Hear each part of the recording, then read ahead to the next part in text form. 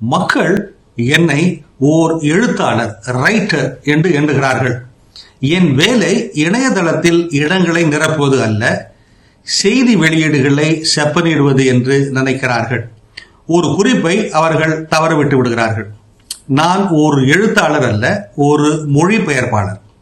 ஒரு copy writer என்பவர் 3 முக்கியமான மொழிகளை மொழிபெயர்க்கிறார்.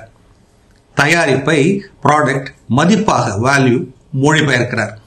நான் உங்களின் சேவையின் அல்லது தயாரிப்பின் சிக்கலான தொழில்நுட்ப விவரங்களை எளிமையான பயனருக்கு உதவும் விதத்தில் உணர்ச்சி பூர்வமாக கவனத்துடன் மொழிபெயர்க்கிறேன்.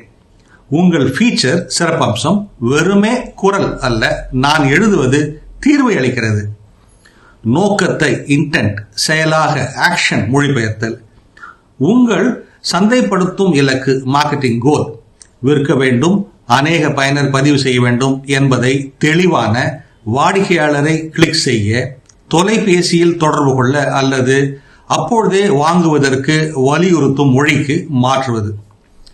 பிராண்ட் வாய்ஸை, கல்ச்சரல் கான்டெக்ஸ்ட், பண்பாட்டுக்கு உகந்ததாக மொழிபெயர்த்தல். குறிப்பாக உங்கள் உலகளாவிய மொழியை உள்ளூர் பழக்க வழக்கங்களை பிரதிபலிப்பதாக, அவற்றுக்கு மரியாதை அளிப்பதாக மொழிபெயர்ப்பது. செயற்கை அறிவு, அதாவது ஏஐ இதில் தவறிவிடும்.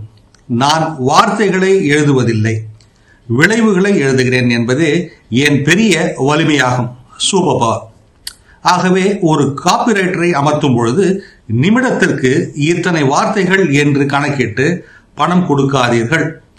உங்கள் தொலைநோக்கை எப்படி வருமானமாக மாற்றுகிறார்கள் என்பதை பொறுத்தே பணம் கொடுங்கள்.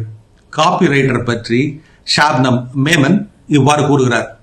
இது போன்ற சிந்தனைகளை தவறவிடாதிருக்க தமிழ் பூமர் அபிஷியல் சேனலை சப்ஸ்கிரைப் செய்யுங்கள்.